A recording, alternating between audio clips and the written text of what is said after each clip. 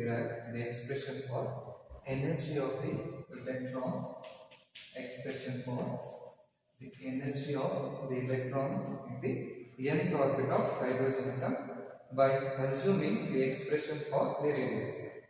We will discuss in detail. Let us consider the hydrogen atom. So this is the hydrogen atom. At the center, the nucleus is present. The charge on the nucleus is Ze is the charge on the nucleus. So at this point, left electron is present and is revolving in a circular path. Therefore, the radius it will be r is the radius of this circular path and is moving with the velocity. That velocity is nothing but v, that is orbital velocity. So here right in this figure, what is that? Plus Ze. What is this plus Ze? It is the charge on the nucleus. Charge on the nucleus. Charge on the nucleus. What is that R? R is nothing but it is radius of the circular orbit. Radius of the orbit. That is electron orbit. Okay. And what is that V? V is nothing but it is the orbital velocity. Orbital velocity. So in Rutherford model, while deriving the relation, we have discussed that the electron it will possess the two types of energy. That energy is nothing but the kinetic energy. This kinetic energy is due to the orbital motion of this electron. The electron is revolving. Due to its motion, it will possess this kinetic energy. It is due to orbital motion. Orbital motion. Then what is this potential energy? Potential energy is due to the presence of charge on this nucleus and this electron. Its potential energy is due to the presence of charge. Presence of charge on the nucleus. On the nucleus and this electron. And this electron. Therefore, what is the total energy of this electron? The total energy. Therefore, the total energy of the electron is nothing but it's the sum of kinetic energy plus potential energy. Take it as equation number 1. Now, what we have to do? We have to find out the value of kinetic energy as well as this potential energy. For that, what we have done? For stable orbit. For stable orbit. That is atom is stable. So for stable orbit, there must be two forces that must be balanced. So what is that forces? Centripetal force. Centripetal force is equal to electrostatic force. Centripetal force is equal to electrostatic force. So what is centripetal force? Centripetal force is given by mv square divided by r. It's equal to what is the electrostatic force that we have discussed, that is 1 divided by 4 by epsilon naught, that is plus Ze into E divided by it is r square. Okay, where this from Coulomb's law, plus Ze into E. Now what we are going to do? Cancel out 1 r. So okay, then you are getting this implies mv square is equal to it is Ze into E, that is Ze square divided by 4 by epsilon naught into r. So but we know that kinetic energy is equal to half into m into v square. So in this equation there is half term is missing. Therefore what we have to do? We have to multiply 1 by 2 on both sides. So that is multiply 1 by 2 on both sides. On both this side. Then what you are getting? So multiplying. So on multiplying you are getting 1 by 2 into mv square is equal to, here by multiplying 1 by 2 into it is Z E square divided by this 4 pi epsilon naught into R. Okay, understood here? You have to multiply. Kinetic energy is given by half m v square. So multiplying 1 by 2 on this equation. You are getting 1 by 2 mv square is equal to 1 by 2 into z is divided by 4 pi epsilon naught into R. What is this now? Half mv square is nothing but it is kinetic energy.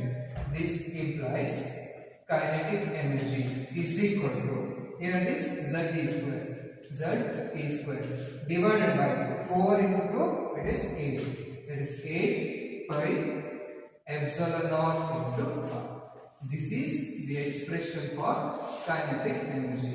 Take it as equation number 2. The same as the previous derivation. Okay. Now we have to derive the expression for potential energy. What is that potential energy? Potential energy is nothing but it is the electric potential. You can see that derivation also. Electric potential at R due to charge plus Ze. Plus Ze is the charge on the nucleus.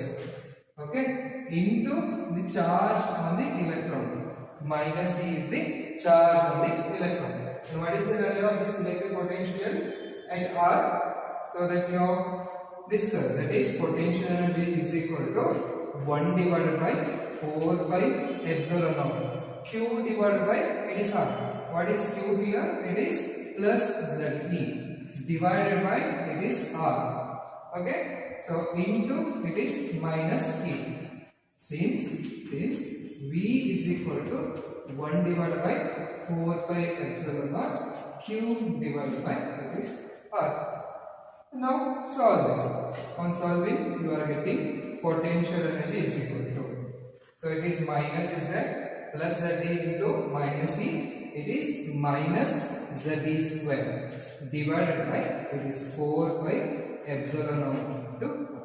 So this is the expression for potential energy. Take it as equation number 3. Now we got both equation, that is kinetic energy and potential energy. Now what you have to do?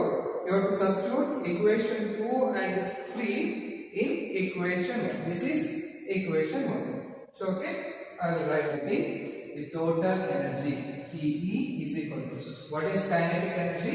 It is Ze square divided by it is 8 pi epsilon naught into R. Plus is that plus potential energy. What is the potential energy? It is minus Ze square divided by 4 pi epsilon naught into R. Okay. Now see here, Z square divided by 4 pi epsilon R is common. Take it outside. This implies total energy is equal to Z square divided by 4 pi epsilon naught into R. It is common. So on taking this here, you will get here this 8 can be written as 4 into 2. Therefore you have taken 4 outside, then what is left here? 1 by 2. 1 by 2 minus 1. And what is 1 by 2 minus 1? So that you can write it as Z square divided by it is 4 pi epsilon naught into R into 1 by 2 minus 1 is minus 1 divided by 2. Now put this equation. So therefore total energy is equal to, here it will be Z square divided by 4 into 2, it is 8 pi epsilon naught into R, and your negative sign is that you put here negative. This equation is the same equation you obtained during that Rutherford atomic model. But here what we have told you, to use the expression for the radius. This is R is the radius. Now you know that what is the expression for this R? But radius. So you have to substitute that. But radius R is equal to it is n square h square epsilon naught divided by pi m z e square. This is the expression for this radius. this equation you have to substitute.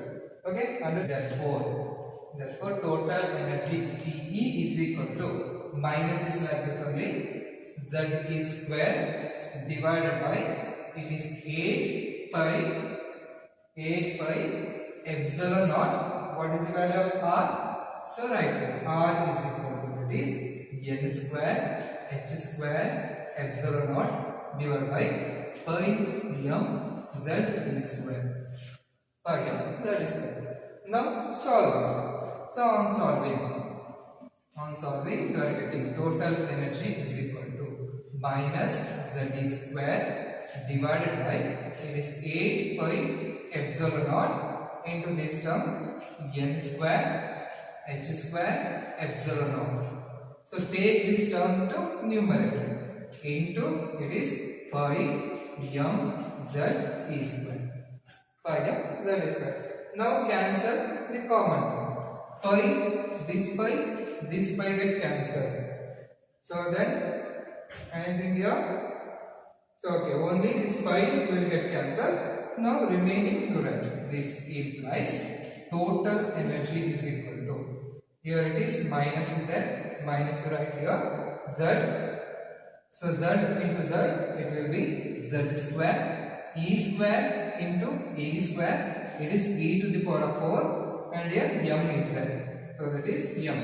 This total length E is equal to minus Z square to the power of 4 into M divided by, here 8 is there, right here 8 into epsilon naught into epsilon naught, it is epsilon naught square into it is N square into H square. This is the expression for total energy of the electron in the hydrogen atom by using the expression for the Bohr radius, expression for this radius. Okay, understood here? This for hydrogen atom. For hydrogen atom. For hydrogen atom. What is the value of Z for hydrogen atom? Z is equal to 1. Z is equal to 1. So if Z is equal to 1, then you are getting total energy. I will write this total energy as E.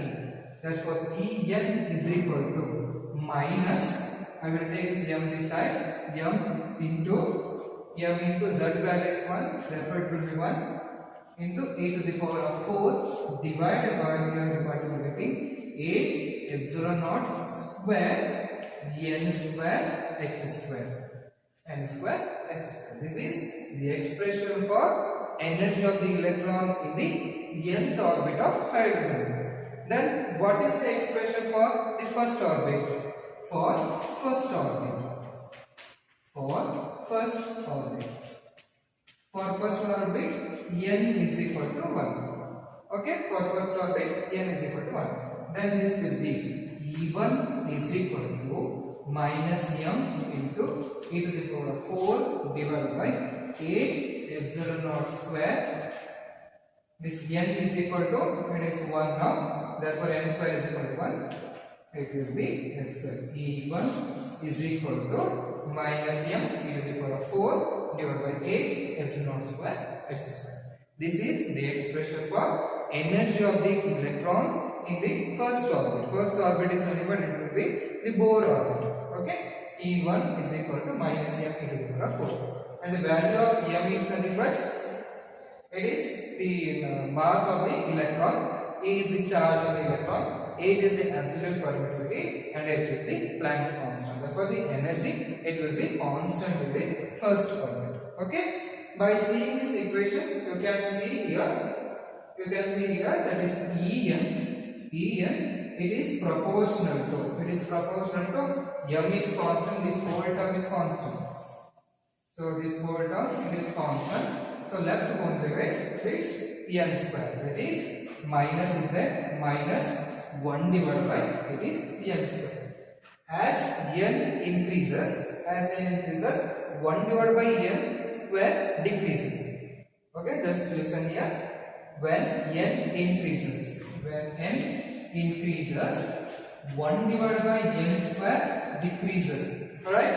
So decreases. But here it is negative sign there. therefore this 1 divided by n square increases. Minus 1 divided by n square increases.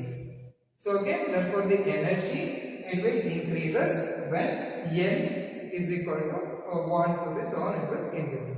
As n increases, the energy of the electron it will increases. Okay, this is the important derivation 5 marks.